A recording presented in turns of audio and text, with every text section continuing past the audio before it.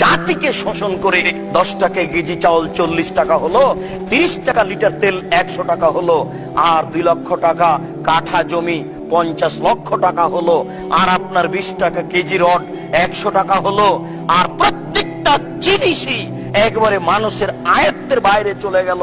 দুঃখিত, আপনাকে কি দিয়ে বুঝাই? আল্লাহ রাসূল বলছেন যে নারী নেতৃত্ব হারাম। বাংলাদেশের মাটিতে যদি একজন মেয়ে মানুষ মেম্বার হয়, বাংলাদেশের মাটিতে যদি একজন মেয়ে মানুষ মেম্বার হয়, বাংলাদেশের মাটিতে যদি একজন মেয়ে মানুষ মেম্বার হয়, সারা দেশে গজব নাজেল হবে, সারা দেশে গজব নাজেল হবে, সারা দেশে গজব নাজেল হবে। বাংলাদেশ এমন একটা বোকা দেশ, এই দেশের বড় জন নারী, মেজো জন নারী, আরে সেজো জন নারী, 3 জন নারী।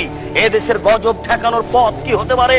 এদেশে গজব নাজেল হচ্ছে, এদেশে গজব নাজেল হচ্ছে, এদেশে গজব নাজেল হচ্ছে। এই 3 নম্বর শ্রেণীর যুবকেরা না বুঝে এসব ছোটাছুটি করছে। গজব ঠেকানোর কোনো পথ নেই।